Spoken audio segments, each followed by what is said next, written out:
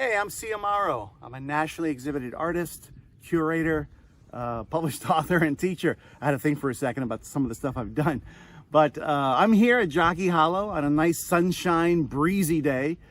And I want you to know that I do have an exhibit at the Jockey Hollow Visitor Center here at Morristown National Historical Park. It's up on June 6th. It'll continue until July 31st, 2021. It's free of charge. And these are photos I took of the Jockey Hollow area. So do check that out.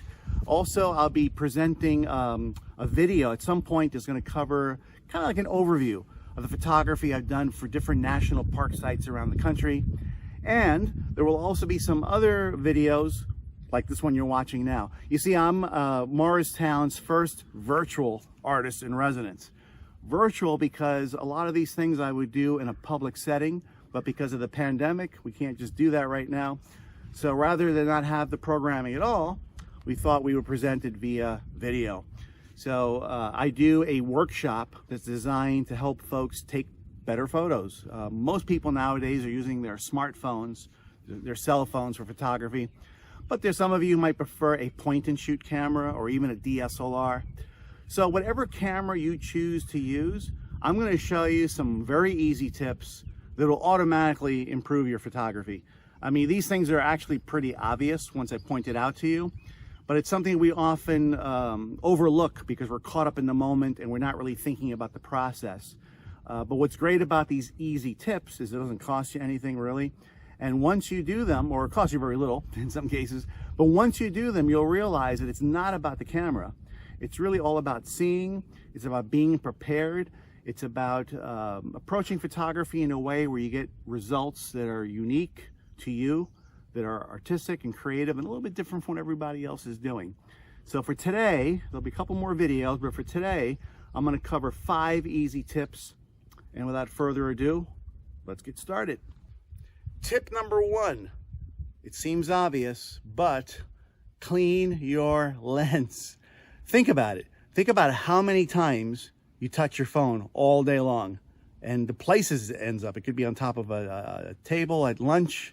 Maybe you go to the bathroom with it.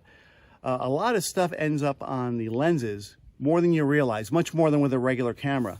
So before you take a photograph, just clean the lens. Now, it's really a matter of using a microfiber cloth like this one. And remember, depending on the kind of phone you have, you might have more than one lens. So in this case, on my particular phone, I have one in the back. So I just want to clean that real thorough. And then I also have one in the front. You can't really see it, it's just a little dot, but I happen to know it's right there. So you want to clean all those lenses. Now, if you don't have a microfiber, you can also use one of those lens wipes, the ones that are wet. Those are fine. They won't scratch the lens. And you know, in a pinch, you can also just use your shirt. I've done that too. Just be careful, don't rub too hard. But it's really important to clean your lens because you automatically will get a brighter image, believe it or not. It'll be sharper. It won't be as hazy when you have dirt and fingerprints on the lens. Also, you'll find that your colors are more saturated and your contrast is increased. So you just get a better looking picture just by cleaning the lens. No need to engage in Photoshop or apply an app. That simple task alone will improve your photography. All right, tip number 2 is to zoom with your feet, not with your lens and not by pinching outward like I see people commonly do, but just to get closer to the subject. Now, obviously there are times when you can't get close, so I completely understand that. That might be a fence in the way or a crowd or what have you.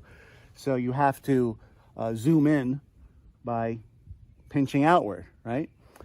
But for instance here, I'm looking at this soldier's hut. This is a replica, but this is the type of structure that George Washington's troops actually lived in during the encampment during the Revolutionary War. So here I am in Morristown. I see that, I like it. I want to take a picture so I can show it to my friends. And if I want to get a better shot of it so it's not so far away, instead of pinching outward, I'm just going to zoom closer to it. Now, what's the difference? The difference is, first of all, it's obvious to just do that, but you get a better quality image, and I'll tell you why.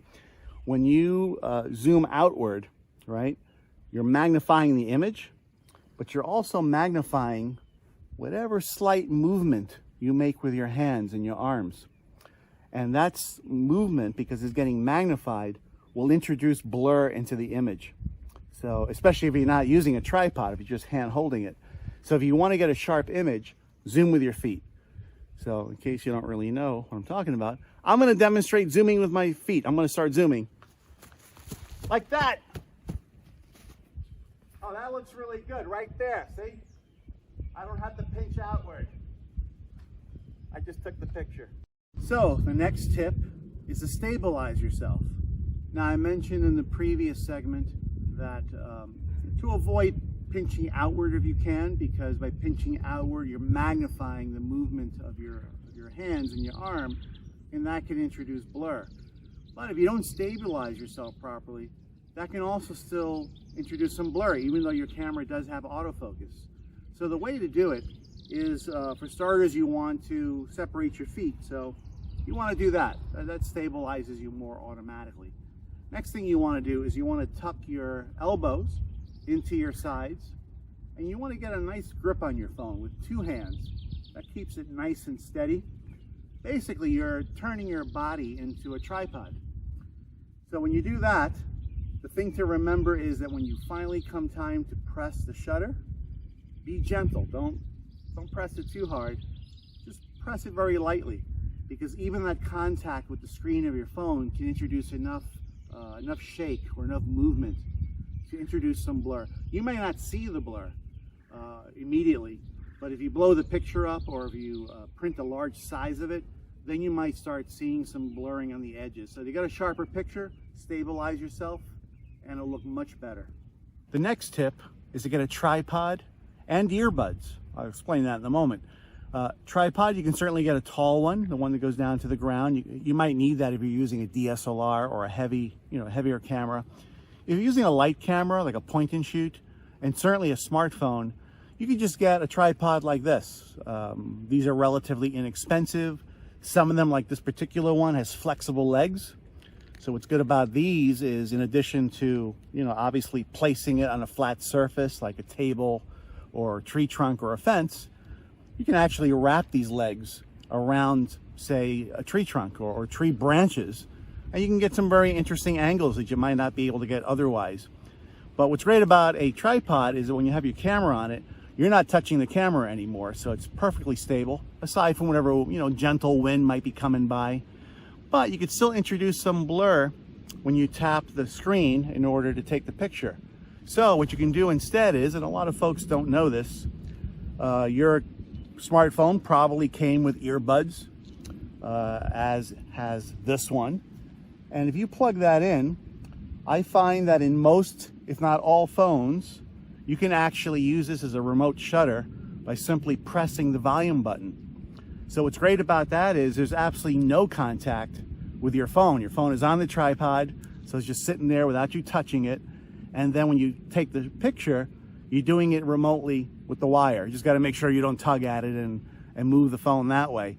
But that's probably the best way to get a tack sharp photo, even with a smartphone. The last tip, tip number 5, is to keep your eye on the lens.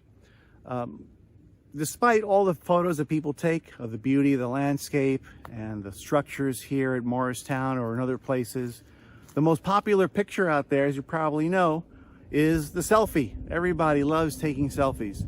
But oftentimes you'll see selfies where people are kind of looking weird. They're kind of looking off to the side, they're kind of looking like that. It's like a weird mug shot.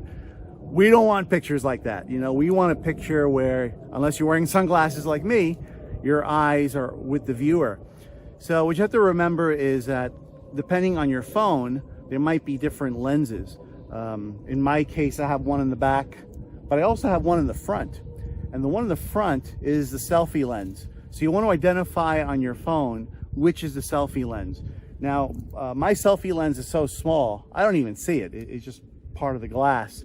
What I sometimes will do is I'll actually put a little piece of tape there. This way, when I'm ready to take a selfie, I know exactly where to look. So when you're ready to take your picture, what you want to do is you want to not look at yourself in the screen, because that's how you end up with that weird look where your eyes are askance. What you want to do is look at the screen just to compose your picture. You want to make sure, you know, you're in the right place within the frame, that you're not cutting your head off. If there's something in the background that you want to make sure that it's placed in the right way. So you do want to look at the screen as a reference, but once you have your picture composed, then you want to switch your eyes to wherever that selfie lens is, and then take the picture. And then you will have a photo where you're making direct eye contact with your viewer. And as Shakespeare, I believe, said, the eyes are the window of the soul. So you want to look at your viewer. So there you have it. 5 easy tips that will help improve your cell phone photography. You can also apply some of these tips to your point and shoot and your DSLR. I told you they were easy, right? It's real simple. It's just clean your lens, right? Then you want to zoom with your feet. You want to stabilize yourself. You want to get a tripod, which is very handy, and also the earbuds. Don't forget that. And finally, if you're taking a selfie, keep your eye on the lens. Until we do the next one, there's one more video coming up with some other tips I want to share with you. Until then, try coming to the park and check it out. Do check out the exhibit that I mentioned earlier. There's another video that I'll be broadcasting soon that gives you an overview of my work with the different parks. But until then, I'm Xiomaro, and on behalf of myself and also Morristown National Historical Park, we invite you to check out the park's website for more information.